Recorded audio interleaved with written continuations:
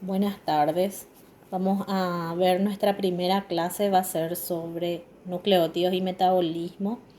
Nuestro contenido en Bioquímica 2 es todo relacionado a metabolismo. Entonces vamos a iniciar esta clase viendo de forma general todo lo que esté relacionado a este metabolismo. Entonces, para hacer una rememoración, ¿verdad? Porque este contenido ya habíamos visto en Bioquímica 1, en la parte de metabolismo, qué es catabolismo, qué es anabolismo, las moléculas que se forman, la respiración celular, las fases de la respiración celular. Todo eso estuvimos viendo ya en Bioquímica 1 en los últimos contenidos. Entonces, ahora vamos a ver un repaso. En los nucleótidos sabemos que son un grupo de compuestos que están formados por bases nitrogenadas, azúcar de 5 carbonos o pentosas y los grupos fosfatos. Esa es la estructura de los nucleótidos. Y los nucleótidos juegan un papel bastante importante en el metabolismo, porque vamos a mirar un poquito cuáles son las principales funciones de los nucleótidos. En forma de estructural, ya nos recordamos, ¿verdad? Ya sabemos que son compuestos que tienen nitrógeno, que son formados por bases nitrogenadas, son formados por pentosa, que puede ser ribosa, o desoxirribosa, en el caso de los que van a formar ADN, y los grupos fosfatos. Esta es la estructura, ¿verdad?, básica. Las bases pueden ser de purinas o pirimidinas, y los grupos fosfatos van de 1 hasta 3. Las diferentes bases nitrogenadas, las bases púricas o las purinas son adenina y guanina, y las pirimidinas, citosina, timina y uracilo, en donde timina forman los nucleótidos para ADN y uracilo forman los nucleótidos para el ARN. Vamos pasando a las funciones. Las funciones de los nucleótidos son funciones que están relacionadas al metabolismo, funciones importantísimas. Entonces no podemos dejar de recordar que estos nucleótidos pueden participar en vías de biosíntesis o rutas biosintéticas. Ellos participan uniéndose a compuestos para hacer síntesis o anabolismo, que significa formación de nuevas moléculas. Sabemos que la célula tiene que hacer síntesis de varias moléculas, ya sea de carbohidratos, de lípidos, de proteínas y ácidos nucleicos. Entonces, estos nucleótidos participan como transportadores de grupos químicos. Aquí nos muestra la glucosa con el UDP, siendo el UDP un nucleótido uridina difosfato. Y aquí el acilglicerol unido al CDP, citidina difosfato, para la síntesis de lípidos. Entonces, esa es una función importante de los nucleótidos. Otra de las funciones son funciones energéticas. Sabemos que a través de los grupos fosfatos, cuando se rompen, se liberan energía. Y cuando se forman, se concentra la energía. Y nuestra principal molécula energética es el ATP. Pero también existen otros nucleótidos que tienen trifosfato y también aportan energía, solo que en menor proporción. Otra de las funciones de los nucleótidos es la función coenzimáticas. Ellos son capaces de formar coenzimas. Estas coenzimas, como el NAD y FAD, son coenzimas transportadoras de electrones que participan en los procesos del metabolismo.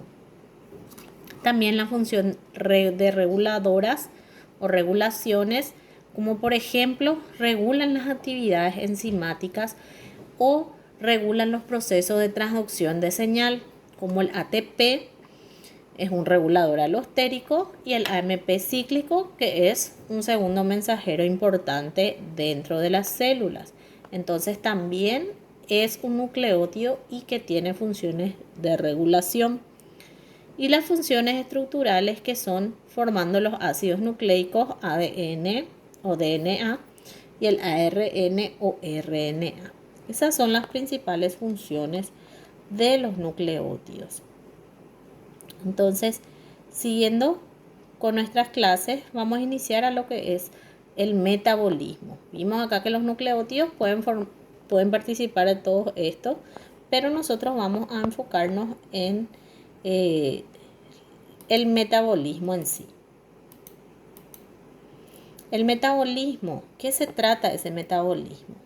Es un conjunto, dice, de reacciones químicas, reacciones enzimáticas, celulares que sufren los nutrientes absorbidos para liberar energía y dar materia prima para otras moléculas.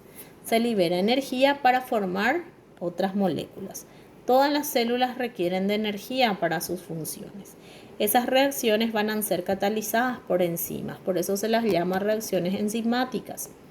Y cuando hablamos de reacciones, estamos hablando de cambios, de transformaciones de la materia. Lo que ocurre es que toda molécula que llega y ingresa en la célula va a sufrir reacciones metabólicas. Y pueden ser de dos tipos esas reacciones o esos cambios o esas transformaciones, que pueden ser por catabolismo o por anabolismo. Uno de estos dos tipos.